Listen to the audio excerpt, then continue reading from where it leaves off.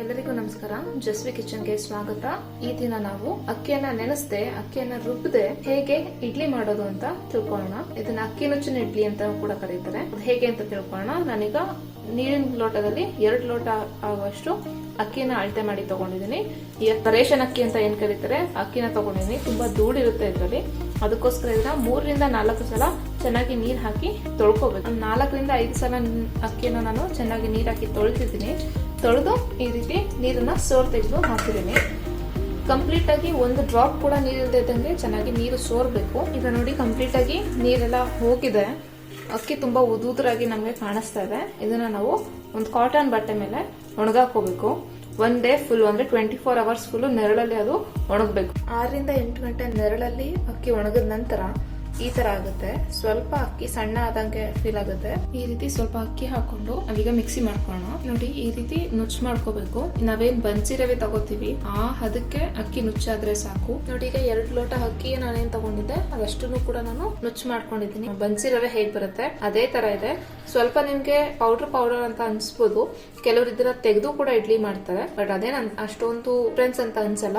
ನುಚ್ಚು ಮತ್ತೆ ಅದ್ರದ್ದು ಅಕ್ಕಿ ಪೌಡರ್ ಏನಾಗಿದೆ ಅದು ಎರಡನ್ನೂ ಸೇರಿಸಿ ಇಡ್ಲಿಗೆ ಯೂಸ್ ಮಾಡ್ತಾ ಇದ್ದೀನಿ. ಅದು ಕಂಪ್ಲೀಟ್ ಆಗಿ ಅಕ್ಕಿ ನುಚ್ಚು ಮುಳುಗುವಷ್ಟು ನೀರನ್ನ ನಾನು ಹಾಕಿದ್ದೀನಿ.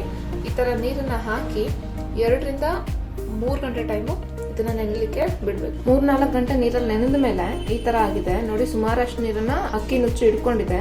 ಅಕ್ಕಿ ನುಚ್ಚು ಮೇಲೆ ನಿಂತಿರೋಂತ ನೀರನ್ನ ಮಾತ್ರ ತೆಗೆದ್ಬಿಡೋಣ. ನೋಡಿ ಇವಾಗ ನಾನು ನೀರನ್ನ ತೆಗೆದು ಅಕ್ಕಿ ನುಚ್ಚು ಎಷ್ಟಿದೆ ಅಷ್ಟಕ್ಕೆ ಮಾತ್ರ ನೀರಿರ್ಬೇಕು ಆ ತರ ಮಾಡ್ಕೊಂಡಿದ್ದೀನಿ.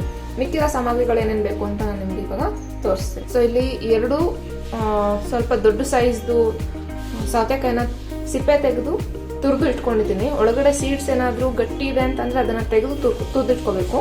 1 ಮೀಡಿಯಂ ಸೈಜ್ ಈರುಳ್ಳಿ, 3 ಮೆಣಸಿನಕಾಯಿನ ಸಣ್ಣ ಸಣ್ಣದಾಗಿ ಹೆಚ್ಚಿಟ್ಕೊಂಡಿದ್ದೀನಿ. ಕಡಲೆಬೇಳೆನ 3 ಅವರ್ ಮುಂಚಿತವಾಗಿ ನೆನ್ಸಿಟ್ಕೊಂಡಿದ್ದೀನಿ. ತೆಂಗಿನ ತುರಿ ಇದು ಚಟ್ನಿಗೂ ಸೇರಿಸಿ ತಗೊಂಡಿದ್ದೀನಿ.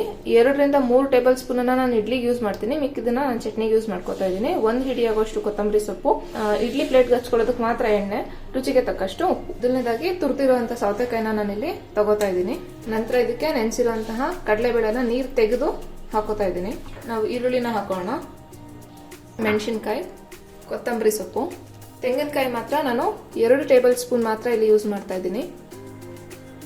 ರುಚಿಗೆ ತಕ್ಕಷ್ಟು ಉಪ್ಪು. ಅಕ್ಕಿ ನುಚ್ಚಿಗೂ ಸೇರಿಸಿ ನಾವಿಲ್ಲಿ ಉಪ್ಪನ್ನ ಹಾಕೋತಾ ಇದೀವಿ. ನೆನೆಸ್ಬೇಕಾದ್ರೆ ನಾವು ಉಪ್ಪು ಹಾಕಿಲ್ಲ. ಈ ಸ್ಪೂನಲ್ಲಿ 2 ಸ್ಪೂನ್ ಉಪ್ಪು ಹಾಕೊಂಡಿದ್ದೀನಿ. ಎಲ್ಲ ಮಿಶ್ರಣವನ್ನು ಹಾಕಿದ್ಮೇಲೆ ನಾವು ಅಕ್ಕಿ ನುಚ್ಚು ಏನ್ ತಗೊಂಡಿದೀವಿ ಅದನ್ನ ಫುಲ್ಲು ನೀರ್ ಸಮೇತ ಹಾಕೋತಾ ಇದ್ದೀನಿ. ಒಳಗಡೆ ಸ್ವಲ್ಪ ನೀರಿದೆ ಅದನ್ನು ಸೇರಿಸಿ ಹಾಕೋತಾ ಇದ್ದೀನಿ. ಅಕ್ಕಿ ನುಚ್ಚು ಹಾಕಿದ ನಂತರ ನಾವು ಇದನ್ನ ಮಿಕ್ಸ್ ಮಾಡ್ಕೋಬೇಕು. ಸ್ಪೂನಲ್ಲಿ ಎಲ್ಲ ಹೊಂದ್ಕೊಳ್ಳಲ್ಲ, ಸೊ ಕೈಯಲ್ಲಿ ಮಿಕ್ಸ್ ಮಾಡ್ಕೊಳ್ಳೋಣ. ಸೊ ನೋಡಿ ಇವಾಗ ಮಿಕ್ಸ್ ಮಾಡಿ ಆಗಿದೆ. ಸ್ವಲ್ಪ ನೀರ್ ಅಂತಾನೆ ಅನ್ನಿಸ್ಬೇಕು. ಇದಕ್ಕೆ ಇನ್ನೊಂದು ಚೂರು ನೀರ್ ಹಾಕೋಬೇಕು. ಒಂದು 50 ml ಅಷ್ಟು ನೀರನ್ನ ನಾನಿಲ್ಲಿ ಹಾಕೋತಾ ಇದ್ದೀನಿ. ನೋಡಿ ಈ ತರ ಸ್ವಲ್ಪ ನೀರ್ ಅಂಶ ನಮ್ಗೆ ಗೊತ್ತಾಗ್ಬೇಕು. ಸೌತೆಕಾಯಲ್ಲಿ ಏನ್ ನೀರ್ ತುರ್ದಾಗ ಬಂದಿರುತ್ತೆ ಅದನ್ನು ಸೇರಿಸಿ ಹಾಕೊಂಡಿದ್ದೀನಿ. ಅದು ಕೂಡ ಟೇಸ್ಟ್ ಕೊಡುತ್ತೆ ಇಡ್ಲಿಗೆ. ಸೊ ಹಿಂಗ್ ತೆಗೆದ್ರೆ ನಮ್ಗೆ ನೀರ್ ತೊಟ್ಟೋದು ಗೊತ್ತಾಗ್ಬೇಕು. ಅಷ್ಟು ನೀರಿನಂಶ ನಮ್ಗೆ ಇರ್ಬೇಕು. ಇಡ್ಲಿ ಬೇಯಬೇಕಲ್ವಾ, ಅದಕ್ಕೋಸ್ಕರ. ನೋಡಿ ಇಡ್ಲಿ ಪ್ಲೇಟ್ಗೆ ನಾನು ಆಲ್ರೆಡಿ ಎಣ್ಣೆನ ಹಚ್ಕೊಂಡು ಇಟ್ಕೊಂಡಿದ್ದೀನಿ. ಇದಕ್ಕೆ ನಾವೀಗ ಇಡ್ಲಿ ಇದನ್ನ ತುಂಬೋಣ. ನೀರ್ ಸಮೇತನೇ ಹಾಕ್ಬೇಕು. ನುಚ್ಚು ಬೇರೆ ನೀರ್ ಬೇರೆ ಮಾಡ್ಕೋಬೇಡಿ. ನೀರಿರೋದು ಕಾಣಿಸ್ಬೇಕು, ಅವಾಗ ಮಾತ್ರ ನುಚ್ಚು ಬೇಯುತ್ತೆ. ಇಲ್ಲಾಂದ್ರೆ ನುಚ್ಚು ತರನೇ ಉಳ್ಕೊಬಿಟ್ಟಿರುತ್ತೆ. ನೀರು ಮತ್ತೆ ನುಚ್ಚು ಎರಡೂ ಈಕ್ವಲ್ ಆಗಿ ಹಾಕ್ಬೇಕು. ನೋಡಿ ನಾನು 2 ಲೋಟ ನುಚ್ಚು ಕಲ್ಸಿರೋ ಇಷ್ಟು ಇಡ್ಲಿ ಪ್ಲೇಟ್ಸ್ ಫಿಲ್ ಆಗಿದೆ. ಇದನ್ನ ನಾವೀಗ ಬೇಯೋದಕ್ಕೆ ಇಡೋಣ. ಸೊ ಇಡ್ಲಿ ಪಾತ್ರೆ ಇಟ್ಕೊಂಡಿದ್ದೀನಿ. 1.5 ಲೋಟ ನೀರು ಹಾಕೋತಾ ಇದ್ದೀನಿ. ನಾವಿಲ್ಲಿಗೆ ಇಡ್ಲಿ ಪ್ಲೇಟ್ ಅನ್ನ ಇಡೋಣ. ಹೈ ಫ್ಲೇಮ್ ಅಲ್ಲೇ ಇರಬೇಕು.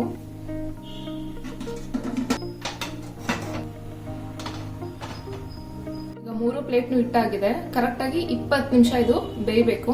ಹೈ ಫ್ಲೇಮ್ ಅಲ್ಲಿ ಇಟ್ಕೊಂಡು 20 ಮಿನಿಟ್ಸ್ ಇದನ್ನ ಬೇಯೋದಕ್ಕೆ ಇಡ್ತೀನಿ. ನುಚ್ಚು ಇಡ್ಲಿಗೆ ಕಾಂಬಿನೇಷನ್ ಆಗಿ ನಾನು ಇವತ್ತು ತೆಂಗಿನಕಾಯಿ ಚಟ್ನಿ ಮಾಡ್ತಿದ್ದೀನಿ. ಹಸಿ ಮೆಣಸಿನಕಾಯಿ ಬೆಳೆಸ್ಕೊಂಡು ತೆಂಗಿನಕಾಯಿ ಚಟ್ನಿ ಮಾಡ್ತಿದ್ದೀನಿ. ಇದರಲ್ಲಿ 1 ಬೌಲ್ ಆಗುವಷ್ಟು ತೆಂಗಿನಕಾಯಿ, 3 ಟೇಬಲ್ ಸ್ಪೂನ್ ಆಗುವಷ್ಟು ಹುರ್ಗಡ್ಲೆ, 5 ಮೆಣಸಿನಕಾಯಿನ ಒಂಚೂರು ಎಣ್ಣೆ ಹಾಕಿ ಚೆನ್ನಾಗಿ ಹುರಿದು ಇಟ್ಕೊಂಡಿದ್ದೀನಿ. ಒಂದು ಸ್ವಲ್ಪ ಕೊತ್ತಂಬರಿ ಸೊಪ್ಪು, ಒಂಚೂರು ಹುಣಸೆ ಹಣ್ಣು, ಒಂದು ಚಿಕ್ಕ ಸ್ಪೂನ್ ಅಷ್ಟು 3 ಎಸ್ಳು ಬೆಳ್ಳುಳ್ಳಿನ ತಗೊಂಡಿದ್ದೀನಿ. ಒಂದು ಚಿಕ್ಕ ಪೀಸು ಶುಂಠಿ ತಗೊಂಡಿದ್ದೀನಿ. ಇಷ್ಟನ್ನು ನಾವೀಗ ಮಿಕ್ಸಿ ಮಾಡ್ಕೊಂಡು ಈಗ ಚಟ್ನಿ ರುಬ್ಬಿದಾಗಿದೆ. ಇದಕ್ಕೆ ಸ್ವಲ್ಪ ಜಾಸ್ತಿ ಚಟ್ನಿ ಬೇಕಾಗುತ್ತೆ ನುಚ್ಚಿಡ್ಲಿಗೆ. ಸೊ ಸ್ವಲ್ಪ ನಾನು ತೆಳುವಾಗಿ ಚಟ್ನಿನ ರುಬ್ಕೊಂಡಿದ್ದೀನಿ. 20 ನಿಮಿಷ ಆಗಿದೆ. ಸ್ಟವ್ ಆಫ್ ಮಾಡಿದ್ದೀನಿ. ಹಿಂಗ್ ಪ್ರೆಸ್ ಮಾಡಿದ್ರೆ ಅದು ಒಳಗಡೆ ಹೋಗ್ಬಾರ್ದು. ಹಂಗಿದ್ರೆ ಆಗಿದೆ ಅಂತ ಅರ್ಥ. ಒಂದು ನುಚ್ಚು ತಗೊಂಡು ಪ್ರೆಸ್ ಮಾಡಿ ಅದು ನೀಟಾಗಿ ಪೇಸ್ಟ್ ಆಗಿದೆ ಅಂತಂದ್ರೆ ಚೆನ್ನಾಗಿ ಬೆಂದಿದೆ ಅಂತ ಅರ್ಥ. ನೋಡಿ, ಸೊ ಇಡ್ಲಿ ಬಿಸಿ ಇರ್ಬೇಕಾದ್ರೇನೆ ಇದನ್ನ ತೆಗೆಯೋದಕ್ಕಾಗೋದಿಲ್ಲ. ತೆಗೆದು ಒಂದ್ 2 ನಿಮಿಷ ಬಿಟ್ಟು ಆಮೇಲೆ ತೆಗಿಬೇಕು.